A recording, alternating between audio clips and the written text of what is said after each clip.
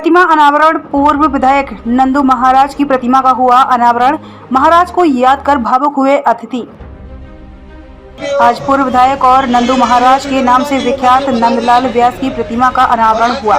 नंदू महाराज के high tent के आगे इस प्रतिमा का अनावरण राजस्थान सरकार में शिक्षा मंत्री और बीकानेर के पश्चिम के विधायक डॉक्टर बीडी कल्ला ने किया। इस दौरान बड़ी संख्या में नंदू महाराज के परिजन और उनके जुड़े लोग मौजूद रहे।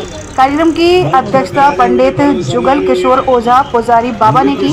वहीं मुख्य अतिथि डॉक्टर कल्ला रहे। विशिष्ट अतिथियों के रूप में शहर के गणमान्य लोग मौजूद रहे।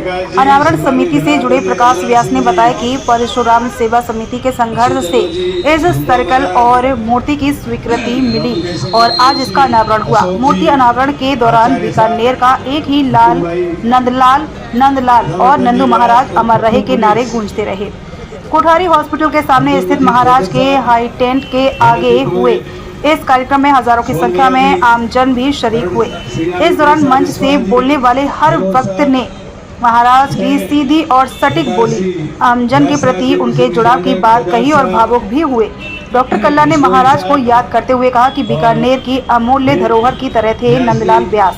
वहीं नंदू महाराज के साथी रहे महेंद्र बरड़िया, ओम सोनगरा, रूपा महाराज सरीखे। अनेक वक्ताओं ने महाराज की यादों को याद करते हुए कहा कि महाराज की जगह भर पाना अब नामुमकिन सा लगता है।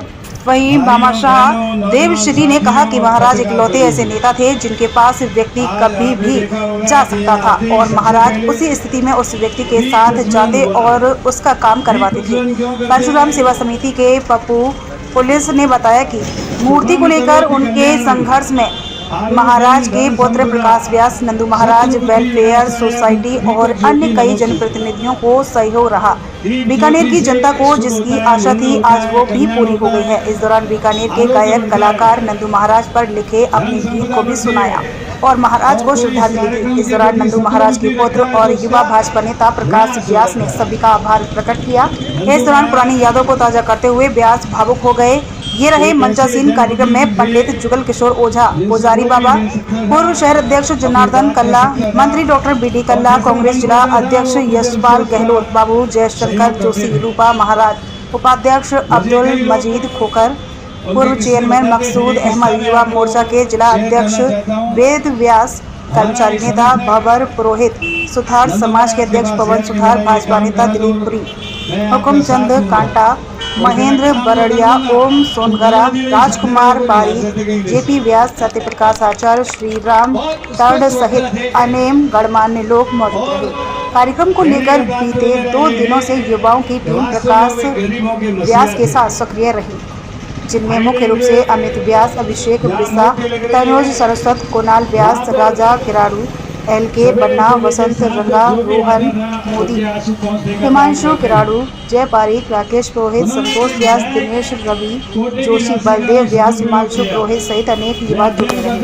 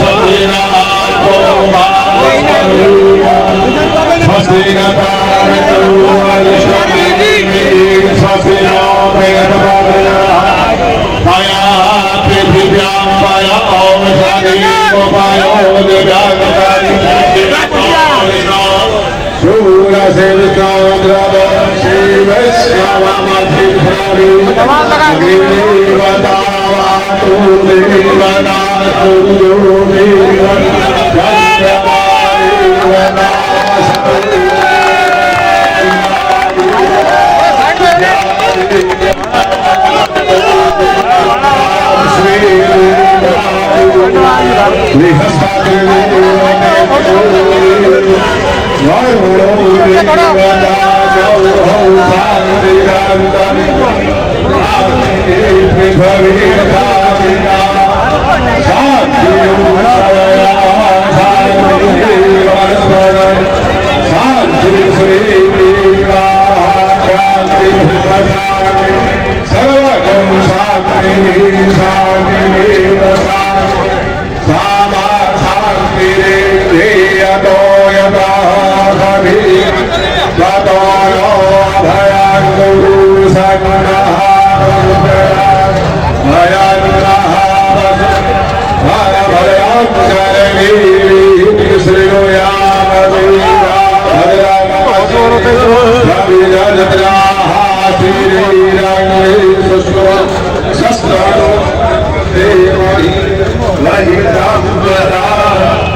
मंगलम भगवान विष्णु मंगलम गरुड़ध्वज मंगलम पुंडरीकाक्षाय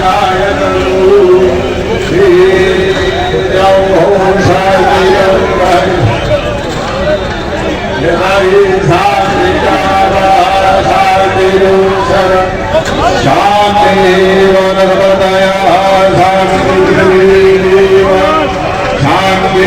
शांति सर्वगौ शांति शांति ब्रह्मज्ञानम प्रथमं पुरुषोमीन आवासम्या उपमाय सविता शीलांग्रिसुरितकवीतिधानिलधीपरं समूढं स्यामुषुरीश्वर नमः संगराय च वयस्कराय च नमः शिवतराय च नमः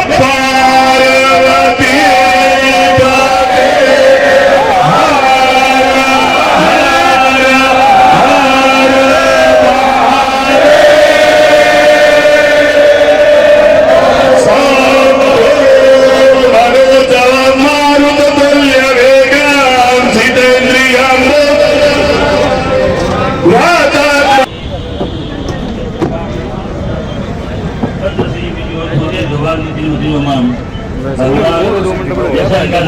वैसे गुण से नंदुमा के नाम साहब जैसे लोग तो आपके समझ से आज वास्तविकता में ये तुमको होनी है। तो मेरी तो सभी से ये प्रार्थना है कि जैसे कि उनके आदेश थे, जैसा उनका आदेश था, पुट्टी माँ का मतलब क्या होता है लगाने का, पुट्टी माँ का मतलब ये होता है कि हम उनके आदेश पे चले।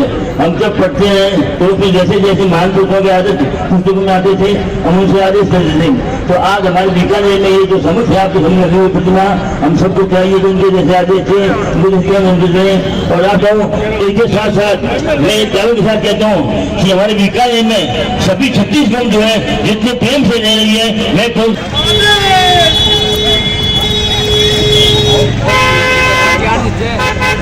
भाई गोपाल किसान आगे हो, उनसे मैं निवेदन करूंगा कि वो मंच में पधारे और आज के हमारे मुख्य अतिथि महोदय आदरणीय बीडी कल्ला साहब का साफा लेना करके स्वागत करें। भाई गोपाल सम्मानीय डॉक्टर बीडी कल्ला साहब अब हमारे साथ अपनी बात रखेंगे। हमारा नेता कैसा हो?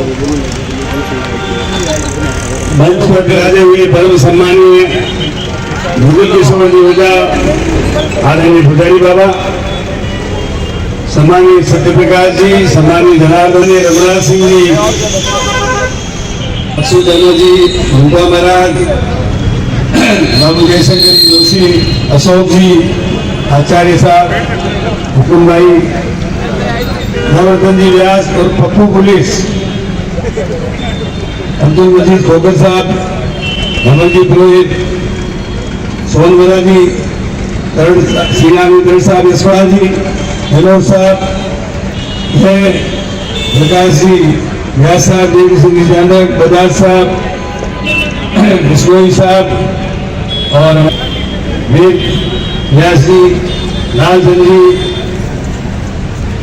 और मंच लक्ष्मण महाराज, कहाँ लक्ष्मण महाराज को मंच बुलाओ ना,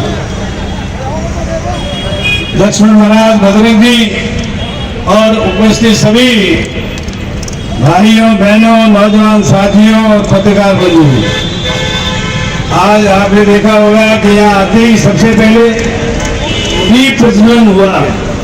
दीप प्रज्वलन क्यों करते हैं? शुभम करोति कल्याणम आरोग्यम धन संपदा शत्रुबुद्धि विनाशाय दीपक ज्योति नमोस्तुते।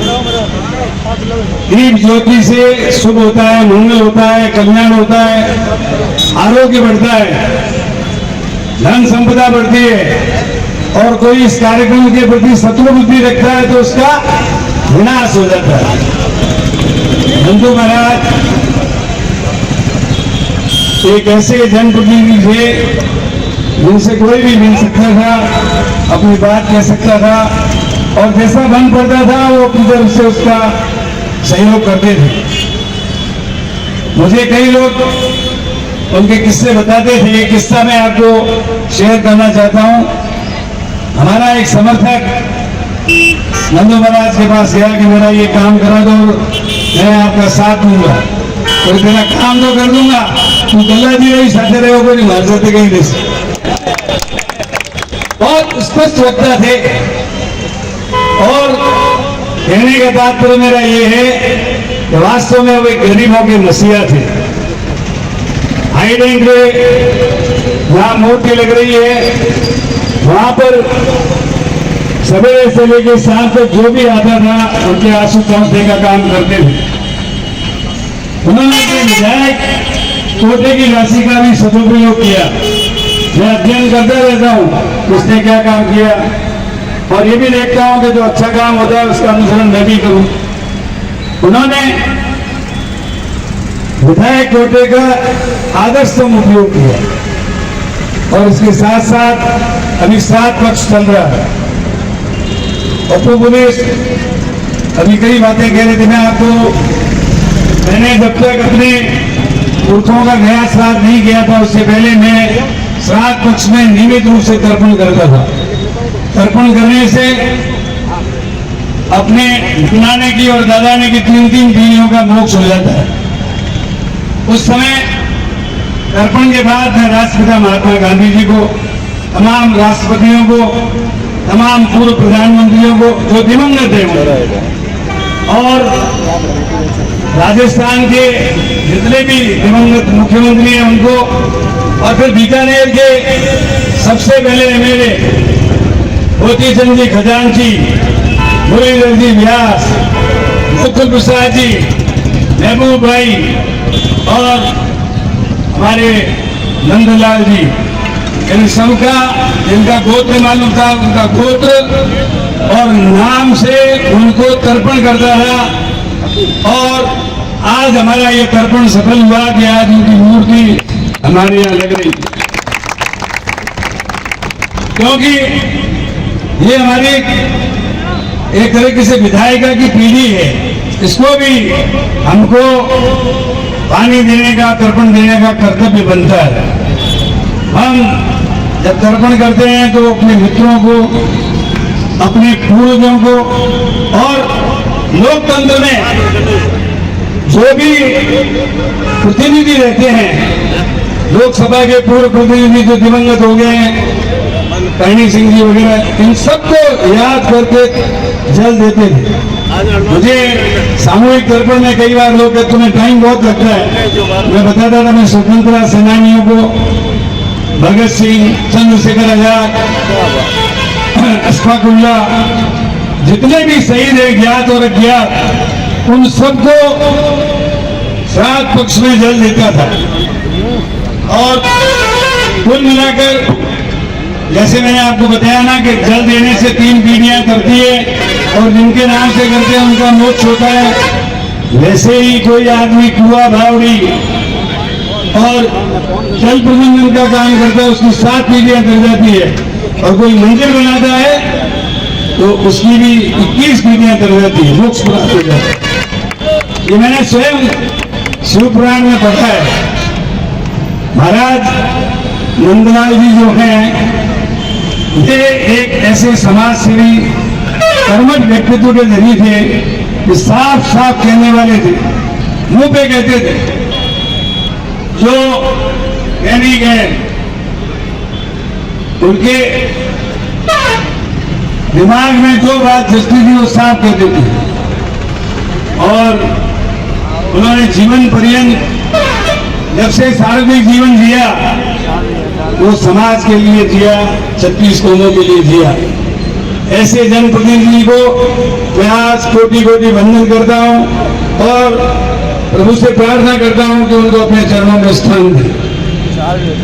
देखिए गीता में लिखा है, जातस्य ही ध्रुवो जन्मम ध्रुवम जन्मम मृतस्य च तस्माद अपरिहार्यते नत्वं सूति पुनर्वसि।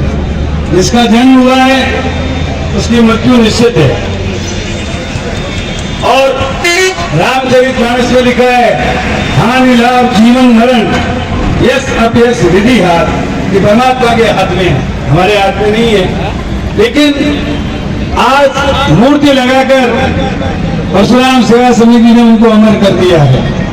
वे हमारे उनके गुण, उनकी सेवाएं हमेशा अजर अमर रहकर उनकी मूर्ति हमको उनकी सेवाओं को याद दिलाएगी। मैं इस अवसर पर हमारे नवरत्न जी बहुत अति उत्साही हैं। उन्होंने कई लोगों के नाम लिए, लेकिन मैं बता रहा हूँ मूर्तियां तो और जोड़नी पड़ेगी। मोती चंद जी की, महबूब जी की, जो जो जनप्रतिनिधि रहे हैं उन सबको सम्मिलित करो। और जिनके आपने नाम लिए हैं, गोपाल जी की, वो हमारे आदरणीय महबूब जीजा जी हैं, इन सबकी मूर्ति लगेगी। तो जैसा इसने सहयोग किया है वैसा का वैसा सहयोग उन मूर्तियों को लगाने में मैं आपको दूंगा। और साथ साथ ये भी कहना चाहूंगा, मुरलीधर जी व्यास जो हैं वो भी हमारे जन नेता थे। उनका मुरलीधर व्यास कॉलोनी में आप मूर्ति लगाओगे तो तमाम पहले एमएलए से लेकर जो दिवंगत हो गए हैं उन सबकी मूर्तियां गोकुल प्रसाद जी की लगी हुई है। जिन जिन की नहीं लगी है उनकी मूर्तियां लगाओ। मैं आपको हर तरीके से तन मन धन से सहयोग करूंगा। जहां तक विचारों का सवाल है, विचार अपनी जगह है, लेकिन आदमी के गुण का आदर करना चाहिए। मुझे याद है हॉस्पिटल में किसी व्यक्ति का इलाज नहीं होता था तो महाराज वहां पर प्रकट हो जाते थे और डॉक्टरों को मजबूर कर देते थे कि इसका इलाज करने में आपने देरी क्यों की। इसी प्रकार पानी, बिजली, सड़क, इन सभी समस्याओं के लिए नंदू महाराज समर्पित भावना से काम करते थे। उनके कोठे में रोठे में अंतर नहीं था, उनकी कथनी और करनी में अंतर नहीं था। वे समाज सेवी थे और हर वर्ग को साथ देकर चलते थे। मैं इस अवसर पर पुनः प्रभु से प्रार्थना करता हूं कि उनको अपने चरणों में स्थान दें।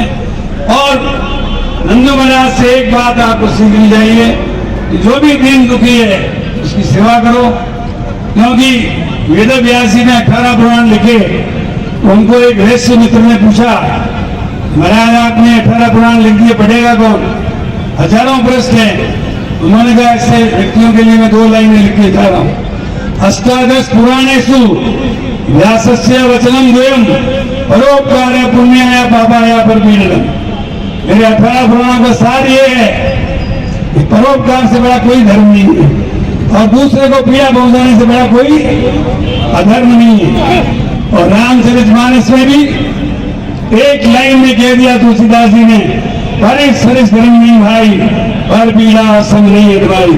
परित के समान धर्म नहीं और दूसरे को कष्ट पहुंचाने से बड़ा कोई अधर्म नहीं।